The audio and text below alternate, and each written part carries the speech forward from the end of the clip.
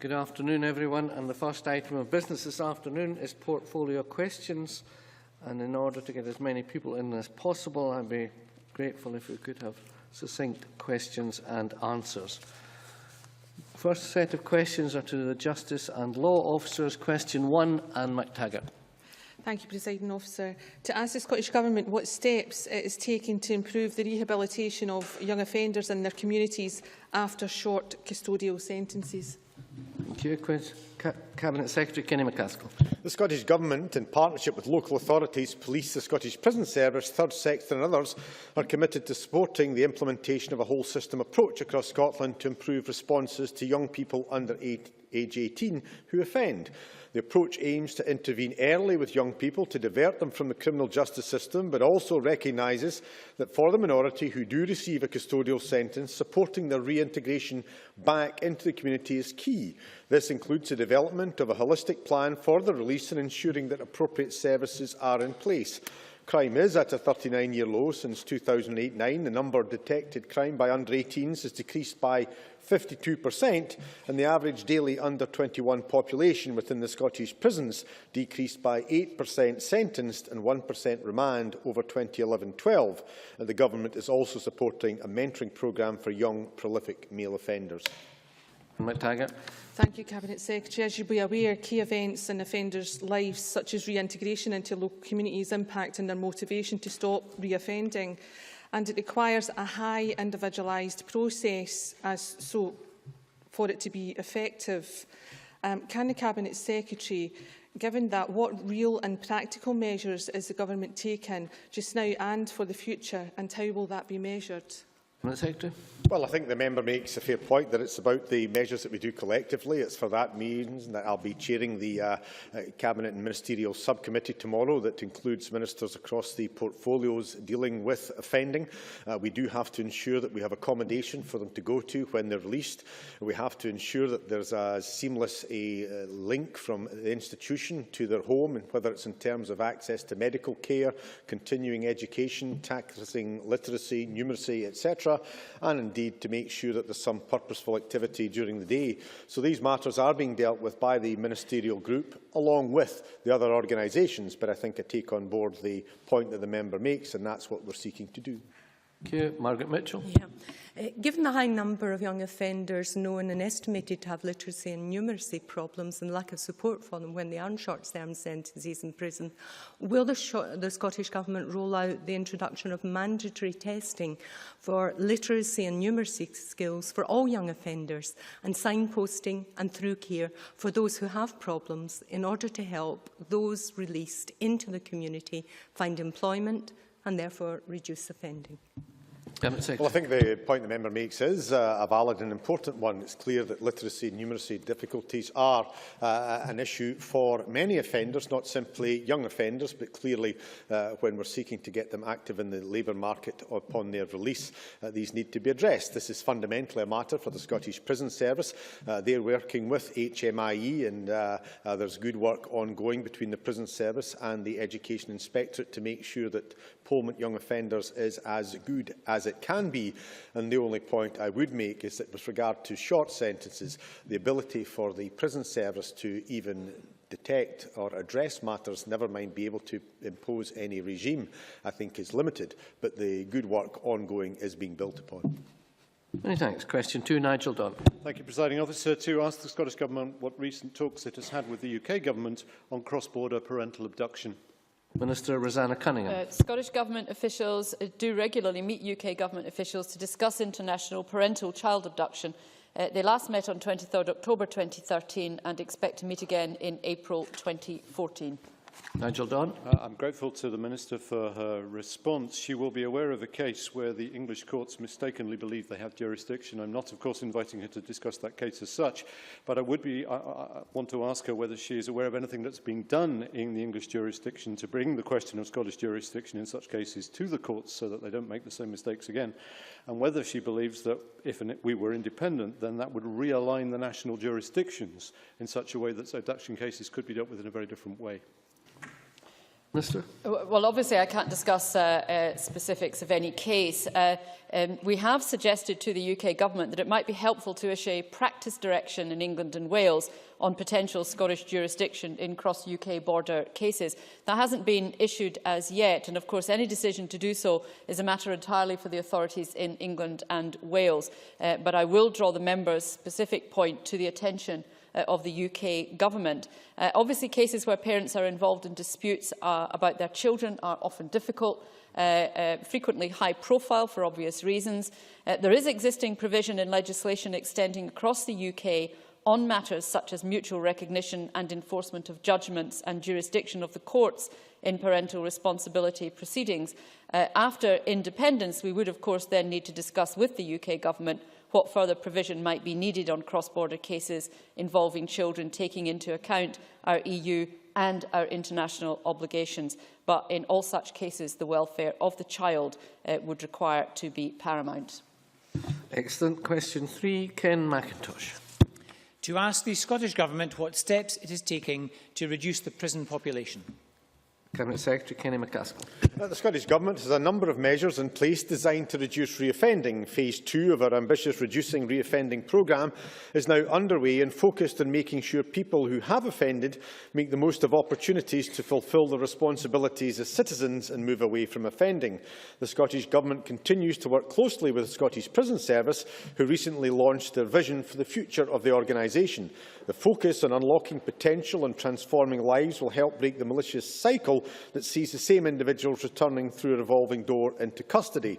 Reconviction rates continue to fall, particularly in relation to young people under 21, and currently stand at their lowest level in 14 years. Ken McIntosh. Can I thank the Cabinet Secretary for his remarks? And I'm aware that the Cabinet Secretary has been trying to reduce the prison population in Scotland for some 6 years now. Yet instead, we still seem to have one of the highest incarceration rates in the whole of Europe, coupled, notwithstanding the Cabinet Secretary's remark, coupled with one of the highest reoffending rates. And yet, year on year, we seem to be sending more people to jail. I think the public would be reassured if these were all violent and dangerous offenders, but the biggest increase seems to be amongst women. Can I ask the Cabinet Secretary, given that crime itself is actually falling year on year, why is his policy to stop sending people to jail not working? I think the member does raise the paradox that we face. Crime is at its lowest level in 39 years, and yet we do face an increase in the prison population. I think it's clear that there are issues for the judiciary in terms of the people that they're dealing with who have multiple problems that results in them having difficulty dealing with sentences that may be dealt with in the community, and that's a matter that we work with them. With a particular issue of female offenders, that is why we instructed Dame Ailey Shangelini to carry out the review into women offenders.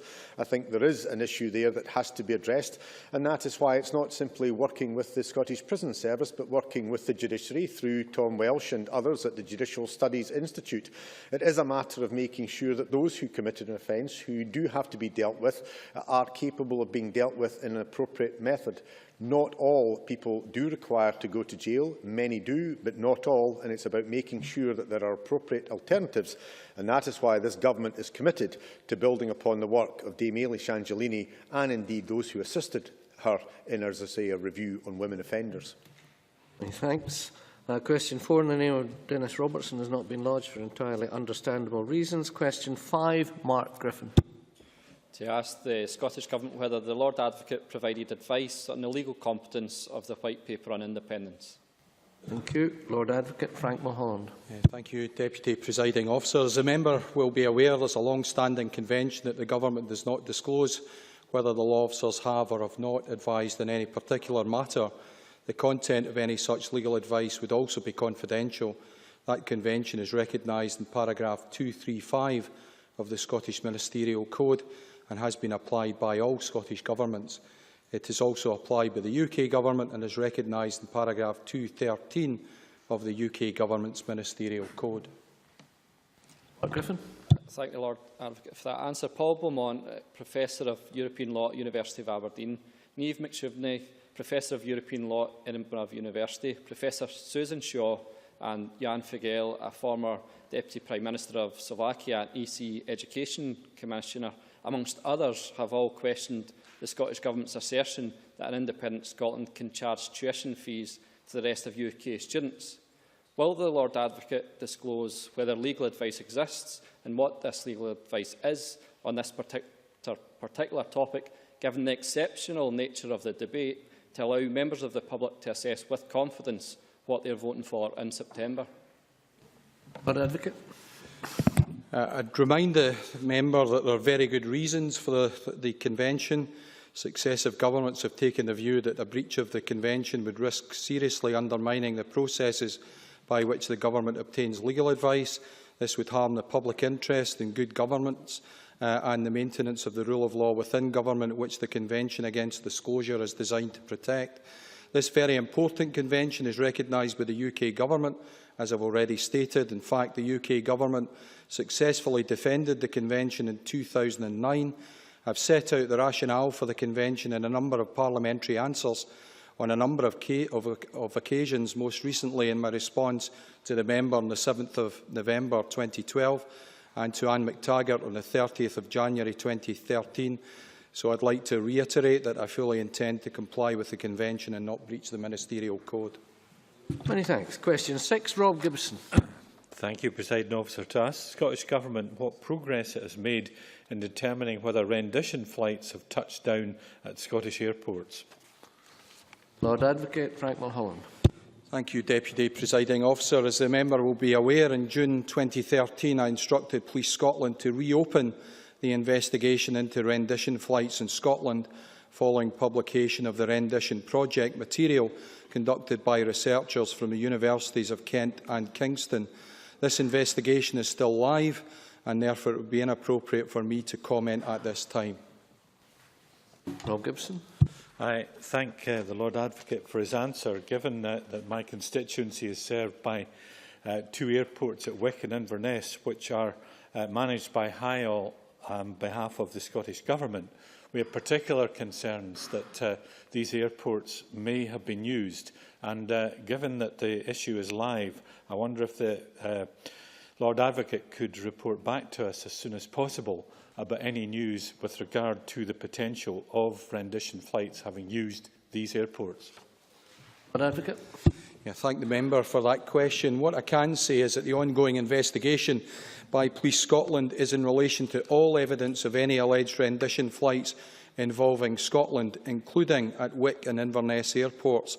As the investigation is yet to conclude, there are no outcomes which can be provided at this stage, but what I would say is that when the investigation is completed and a decision has been taken, I will make that decision public. Many thanks. Question 7, Colin Keir. To ask the Scottish Government if there has been any update from the UK Government relating to the future use of European arrest warrants in Scotland. Cabinet Secretary Kenny MacAskill. Well, I very much regret that the UK Government saw fit, with no pretence of consultation, to put our participation in the European arrest warrant system at risk. Both the Lord Advocate and myself had given evidence on its usefulness to the Westminster Parliament, and we were supported by practitioners such as the Police and the Law Society of Scotland. I therefore welcome the fact that the UK Government has indicated that it wishes to opt back in to the European arrest warrant. It also considers that formal steps can be taken by the UK and the EU institutions before 1 December 2014 that facilitate the UK rejoining pre-Lisbon measures. This would mean that such warrants would continue to be available for use in Scotland. Thank you. Colin Keir.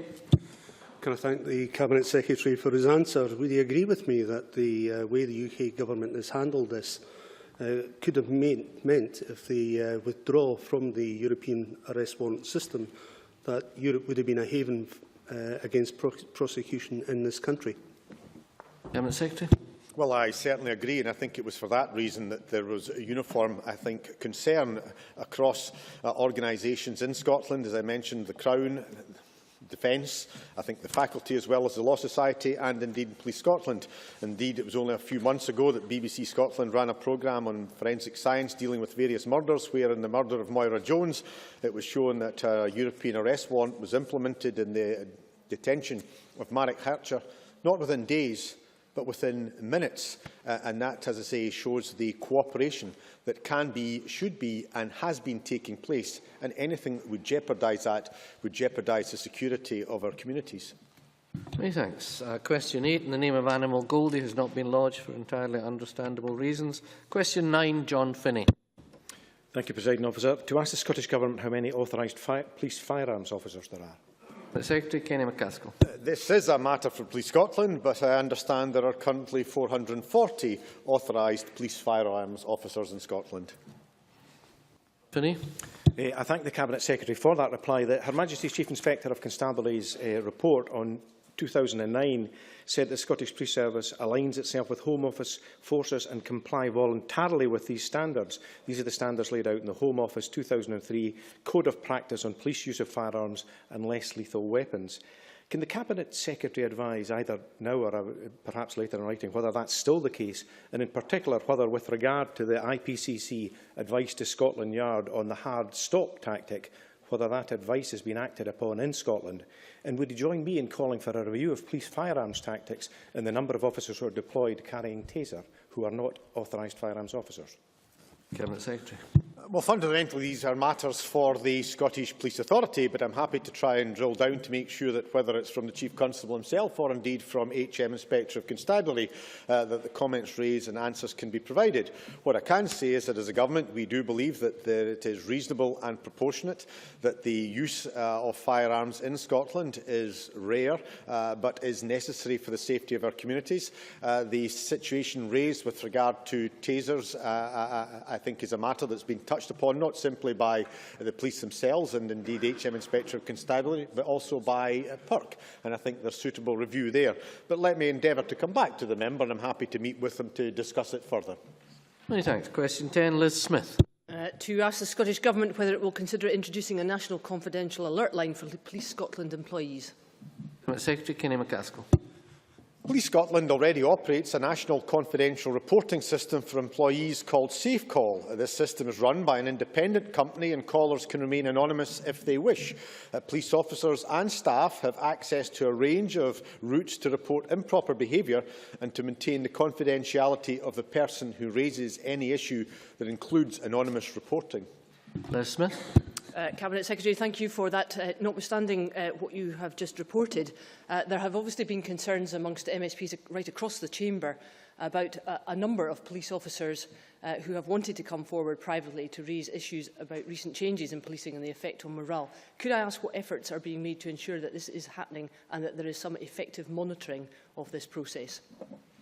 Well, I think truly detailed matters there. The position of the police is fully supported by the Scottish Police Authority, and it seems to me that if the member has any concerns, then she should be speaking either to the Chief Constable, his head of HR, John Gillis, or indeed to raise it with Vic Emery. The systems are there. Those who have their concerns can do so individually, they can do so anonymously, or they can do so through organisations, whether it's the Scottish Police Federation or the Association of Police Superintendents in Scotland. And no doubt there will be issues that will correctly be raised in that manner.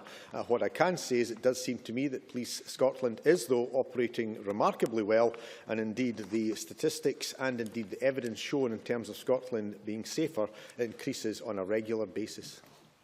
Thank you. And that concludes questions to the Justice and Law Officers, and we now move to questions on rural affairs and the environment. And if we are all ready, I'd invite Mary Fee to ask question 1 to the Scottish Government. Thank you, Presiding Officer. To ask the Scottish Government how many new forests have been planted using forestry grants under the Scotland Rural Development Programme 2007 to 2013. Minister Paul Wheelhouse. The number of woods planted using forestry grants under the Scotland Rural Development Programme 2007-13 was 1,564. In practice, woodlands benefiting from SRDB funding will vary in size, but I can inform the member that the area covered by the woods is 26,900 hectares, with an average area of wood of 17.2 hectares, and we estimate that some 53.8 million trees have been planted via these projects. Mary Fee. Can I thank the Minister for that answer? And can the Minister tell me what the targets are for new forests over the next 10 years, particularly in my region, the west of Scotland? Minister. As the member may be aware, the Scottish Government is committed to planting a total of 100,000 hectares for the period from 2012 to 2022. We don't have regional targets as such, but I can sort of tell the member that in terms of the split of planting that we have had under the Scotland Rural Development Programme, about 38% of the planting has been in Highlands region, 10% Argyll and Bute, 10% Borders, 10% Dumfries and Galloway, 10% Grampian, and the balance is in the Clyde Valley, Ayrshire, Forth, where there's less significant planting. But that's one of the reasons why we're taking forward the Woodlands in and Around Towns project, to try and bring woodland planting in and around urban areas to try and encourage the greater use of our woodlands. Alex Ferguson. Thank you, Deputy Presiding Officer. There seem to be an increasing number of people in the sector who are warning that unless the amount of commercial timber, the planting of commercial timber is not increased, then the critical mass that is required by the sector to maintain investment in the industry may be lost. Is the Scottish Government taking those warnings seriously, and if so, what can it do to address it? Minister. I'm happy to confirm we are taking these concerns very seriously. Indeed, I've had regular meetings with CONFOR and other concerns in terms of the commercial planting sector. The Scottish Government does recognise the importance of increasing the rate of planting of productive woodland, and is actively, that of course can be native as well as non-native species, but we're actively considering mechanisms to achieve this under the next SRTP, and we have an indicative target of trying to have about 60-40 balance in terms of commercial species versus native broadleaf planting in Scotland. Good. Question 2, Mike McKenzie.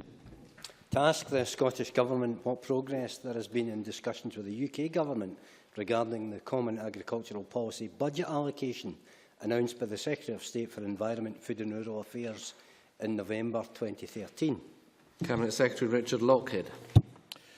The member will be aware that Scotland has been united in its pursuit of a fairer deal from the CAP budget allocation, and in particular the full €223 million convergence uplift that was given to the UK from Europe due to Scotland's low level of payments. However, as the Chamber is aware, despite representations to the DEFRA Secretary of State and even the Prime Minister from the Scottish Government, indeed Parliament as well, and our agricultural sector, the UK Government is refusing to budge and do what's right for Scotland's farmers and rural communities. As a consequence, Scotland will be left at the bottom of the European League tables for both direct payments and rural development funding. I thank the Cabinet Secretary for that answer, but does he agree with me that the convergence decision is not just damaging to Scotland's farmers, but deeply harmful also to the economy of many of our most fragile rural communities? Cabinet Secretary.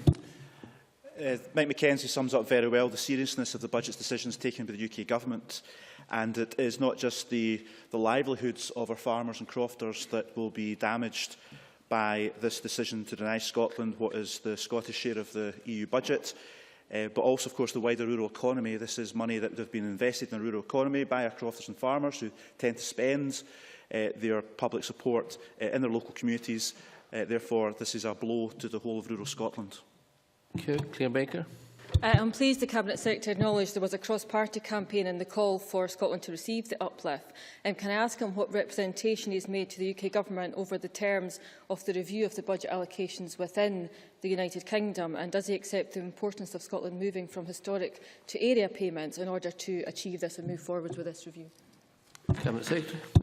I had a conversation several weeks ago about the convergence uplift with the Secretary of State, Owen Paterson, and it was made quite clear to me, and in subsequent comments to the media by Owen Paterson and indeed the industry, that despite the apparent pledge for a review in 2016 or thereabouts, however long that may take, and despite the fact that there's a UK election in 2015, and despite the fact there's going to be an in-out EU referendum in 2017, that any outcome of that review would not be implemented until the next CAP post-2020. Therefore, I can't see that review having any material difference, given that there's still an EU negotiation to take place for the post-2020 CAP. Therefore, any internal UK review it has to take that into account post-2020, never mind the fact that even though it's happening in 2016, it won't have any bearing in this period of this particular Common Agricultural Policy.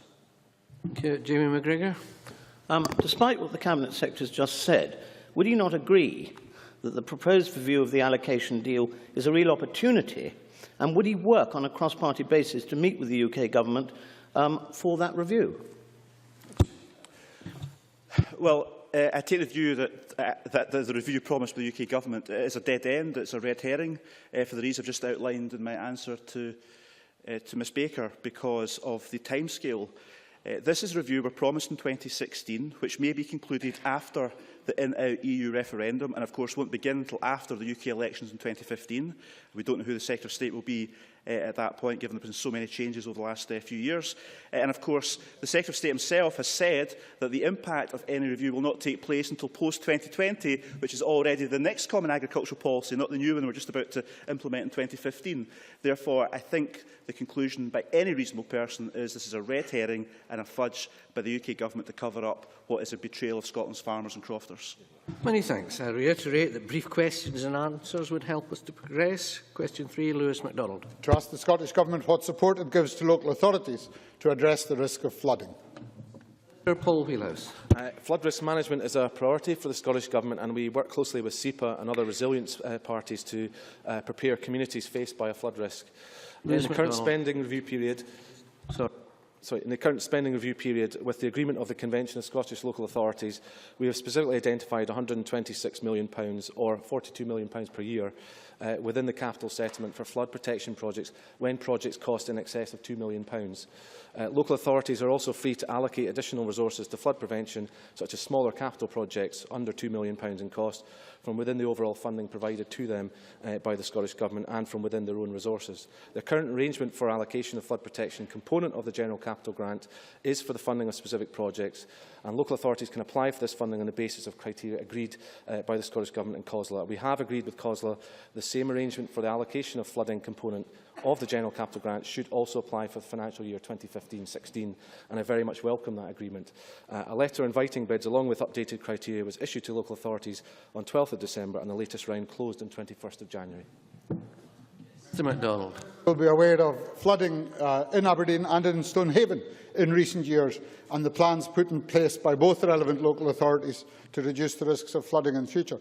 Given the high capital costs of flood prevention in Stonehaven in particular, does he agree that Aberdeenshire Council should not be disadvantaged by the changes which he is bringing forward in the way the Scottish Government funds such schemes, changes which are broadly supported? Will he ensure that the Stonehaven scheme, in spite of those changes, receives the financial support that it needs and deserves from next year onwards?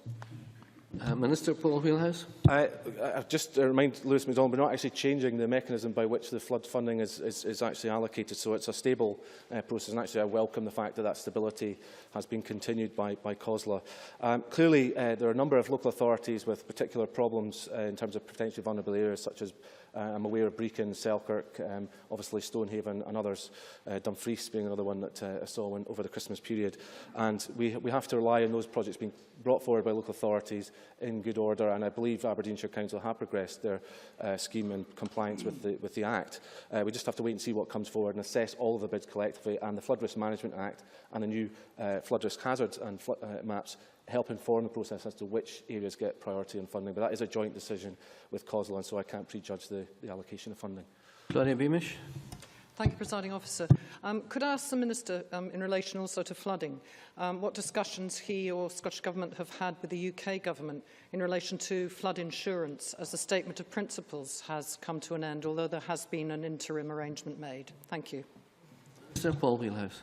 As the member may be aware, the Scottish Government wasn't formally consulted in the development of Floodree. We were aware of what was happening and made representations to UK Government, as you would expect, but we weren't formal consultees. So we have made a submission to the consultation as a government, and we are obviously supportive of the general approach that's being taken, although we're not necessarily signed up to all the details. But we do need to take forward an agreement with the insurance industry. I have met with the ABI myself to discuss issues of flood insurance and also how practical measures like flood protection at a property level might be taken into account by the industry in assessing flood risk premiums that they charge to customers. So I'm happy to keep the member informed of the work as we go forward, but clearly it's an area that we need to do further work as we build up a new Statement of Principles. Briefly, Stuart McMillan. Thank you, Presiding Officer. I'm grateful if the Minister could actually indicate which local authorities in the west of Scotland he recently met with, along with SEPA and Scottish Water, to discuss the issue of flooding matters. Minister. In the West RRP area, the only local authority I've specifically met with in recent times is Dumfries and Galloway Council. That was when I visited White Sands to witness the floods there and had a conversation with the leader and chief executive of the council. I've not yet met personally with any other local authorities in the West RRP area to discuss their proposals. There are ongoing discussions with officials in the Scottish Government and those authorities, so I can assure the member that Stuart McMillan will be aware that there is ongoing dialogue between all local authorities in that area as to the requirements as they bring forward proposals to Scottish Government, and happy to write them the details of what conversations have taken place. Many thanks. Question 4, Alex Ferguson. To ask Scottish Government when it last met NFU Scotland to discuss the implementation of reform of the Common Agricultural Policy. Secretary Richard Lockhead. Well, last night, when I met the President and Chief Executive of the NFU at a meeting near Lauder with around 70 farmers, where we discussed the implementation of the new Common Agricultural Policy, and of course it was a lively discussion, and it was good to hear at first hand the farmers' views on the new CAP.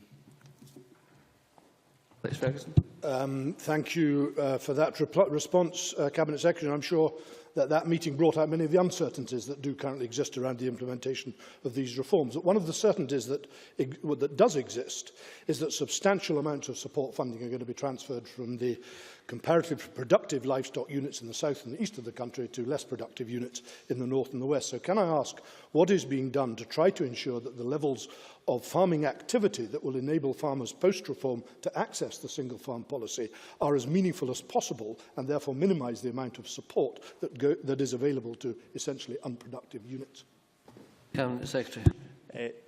Yes, as Alex Ferguson highlights, this is a key concern for anyone interested in the future of vibrant Scottish agriculture, particularly a livestock sector and the beef sector within that, given that many intensive beef units face substantial reductions in their single farm payment as Scotland moves from the historic basis of payments to area basis.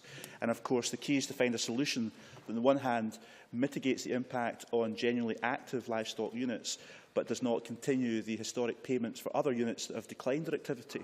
And that is the key to trying to find a solution to this very difficult, complex problem we've been handed by the new Common Agricultural Policy. So while the policy's got some steps forward, there are still some very, very big challenges given Scotland's circumstances with the rules we have to abide by. Tavish Scott. Thank you, Presiding Officer. One of the decisions the Cabinet Secretary has already taken is to abolish CAGs for crofters and replace it with a new scheme. Would you be so good as to tell Parliament and therefore crofters what the eligibility rules will be for that new scheme, when crofters will know about it and when they can therefore plan their businesses in light of the change that he's already announced? Cabinet Secretary. Yes, I'm looking carefully at the implications of both Pillar 1 and Pillar 2 of the new Common Agricultural Policy for crofters in Tavish Scott's constituency and elsewhere in Scotland. And I can only say that because we are in the middle of the consultation over the Rural Development Programme, which closes at the end of February, it's difficult to give precise answers to his question. All I can do at this point is give an assurance that I'm paying very close attention to that particular scheme and the impact overall of the new Common Agricultural Policy on crofting. Thank you. Question 5, Jean Urquhart. Thank you. To ask the Scottish Government what the timescale will be for the introduction of areas of natural constraint to replace less favoured areas. Secretary Richard Lockhead. The EU Rural Development Regulation states that the new areas facing natural constraint designation has to be implemented by 2018, and we will review the current less favoured areas scheme in line with the regulations. In the meantime, I am committed to continuing vital funding at current levels for the current scheme to ensure farming and crofting businesses remain sustainable. Thank you very much. Jean Urquhart. I thank the Cabinet Secretary for that reply. Can I also ask what guidance the Scottish Government has received from Europe regarding the criteria to be used to define areas of natural constraints? Cabinet Secretary. Well, thank you for the question. It's a debate that's been going on for some time, and there are a set of criteria that have initially been debated, but because there's been a postponement of the actual decision to move to the new system, no doubt there will be further debate over the next couple of years as to the exact criteria under the areas of natural constraints definition. We did take some comfort from the original debate over the last couple of years that Scotland met most of the criteria. There may have been some debate at the edges of some parts of Scotland as to whether they qualified or not, but clearly we have an opportunity to debate that and iron those issues out over the next couple of years. Thanks very much. Question 6, Jackson Carlow. To ask the Scottish Government when the Cabinet Secretary last met representatives from NFU Scotland and what issues were discussed. Cabinet Secretary Richard Lockhead. As I'm sure the member was listening closely to, I explained in response to Alex Ferguson's earlier question that I met with NFU Scotland and around 70 very vocal farmers last night near Lauder to discuss the implementation of the new Common Agricultural Policy. I did, and thank you, Cabinet Secretary. As illustrated by this week's Scottish Farmer, sea eagles are proving a real threat to lambs as well as the native and iconic golden eagle. Given the evidence of damage sea eagles are doing in the west of Scotland, will the Cabinet Secretary accept that their reintroduction has at least proved problematic and agree to protect the livelihoods of our farmers and crofters with practical actions beyond the current policy of simply shucking jars of mint sauce amongst the lambs and saying to the sea eagles, enjoy? Well, I'm sure Richard Lockhead. I'm sure Jackson Carlaw recognises the fantastic tourism boost there has been in certain parts of Scotland due to the reintroduction of the sea eagles. However, I do recognise there are also some genuine concerns amongst the livestock farmers, particularly in the west coast of Scotland, but elsewhere as well. And I've just been approached by some sheep associations in the last couple of days, asking to meet me on this subject. And of course, I'll be happy to do so and explore the issues that Jackson Carlaw raises. Excellent. Kenny Gibson. To ask the Scottish Government whether Scotland's farmers now receive the lowest farm payments in the EU, and if so, whether this is due to a lack of direct representation. Cabinet Secretary Richard Lockhead.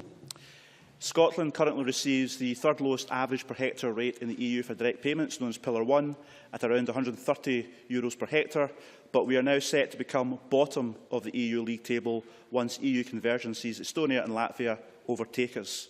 These countries will, of course, benefit from the EU rule that all Member States will achieve at least an average of €196 per hectare by 2019, something that Scotland would also have benefited from had we been independent at the moment. We already have the lowest average per hectare rates in the EU for rural development funding, known as Pillar 2, but if Scotland had its own seat at the table in Brussels, we would have also argued for and negotiated extra funding, just like 16 other Member States successfully did, sharing a total of €5.6 billion. But once again, unfortunately, due to the UK's lack of negotiation skills or priority for Scotland, we are also bottom of the European League for that fund as well. Kenneth Gibson. I thank the Cabinet Secretary for that answer. As you will know, Scottish farmers are losing €1 billion a year that would have boosted the economies of our rural farms, villages and towns. Does agree that we need the powers of independence with direct representation in Europe to empower our rural and island communities and grow their place in our society and economy? Secretary. Well, it is true it's a heavy cost for our farmers and crofters and wider rural communities to pay the fact that we do not have our own seat at the top table in Europe, and we're not a member state in our own right to qualify for these funding uplifts. To clarify, the amount of investment Scotland's lost out by not being an independent member state, according to the formula adopted by Brussels and Europe, is €1 billion between now and 2019. That would have created, in our estimation, an extra 2,500 jobs in Scotland and added £500 million to Scottish GDP. Many thanks. Question 8, Drew Smith. Thank you, Presiding Officer. To ask the Scottish Government when it will publish its national litter strategy. Secretary Richard Lockhead. We've had a very good response to our consultation on Scotland's first national litter strategy, and we are in the process of analysing all the responses. As soon as we can thereafter, we aim to publish the strategy around early summer. In the meantime, we're pressing ahead with important early actions. From the 1st of April, fixed penalties for litter will increase from £50 to £80, and for fly tipping from £50 to £200. We're also finalising plans for the National Litter Prevention Campaign, which will start in May and seek to influence people's behaviour towards litter. Thank you. Drew Smith. I'm grateful to the Cabinet Secretary for that reply. He will be aware of the problem of dumping of waste by some takeaway establishments, such as cooking fats and unsold foods. And it has been previously reported that some offenders in Glasgow have come into the city for this purpose, and the Council has in fact named and shamed some of those establishments which have done this. Can he indicate whether the national strategy might be able to provide for a linkage between enforcement of fines, which you mentioned in respect of fly tipping, against these polluters, and the licensing system itself? Does he agree that businesses which behave in this way should know that they not only stand a chance of being fined if they are caught, but also risk losing or being refused a future licence? Cabinet Secretary. That is something we have been discussing as a government, and clearly because I'm not aware of the detail of the responses which are currently being analysed to the strategy, I will make a point of looking into the issue raised by Drew Smith and get back to him on that point. And of course, I would also say to Drew Smith and anyone else, if you have specific ideas that you wish us to consider as part of the strategy, please feel free to write to me. Okay, Malcolm Chisholm, if you can do it briefly, please. I'll try to ask the Scottish Government, in light of recent severe weather conditions, whether it can provide an update on the outcome of any discussions of new arrangements or additional funding to deal with flooding. Minister Paul Wheelhouse. Scotland's response to severe weather over the festive period highlighted the returns we are seeing from investment in flood risk management. We are in discussion with COSLA about the approach to funding flood protection in future years. We currently expect the capital funding distribution to remain as part of the local authority settlement and to take account of the development of local flood risk management plans.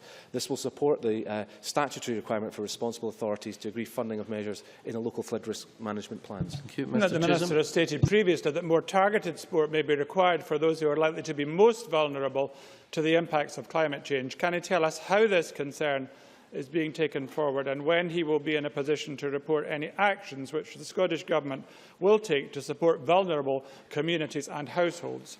Thank you. Briefly, Minister. I'll keep it brief. There are certainly a number of strategies. I'm happy to write to the member just to set out in more detail, but certainly we are taking forward a national adaptation programme, which will look at how we can become more resilient as a society, but drill down to communities as well.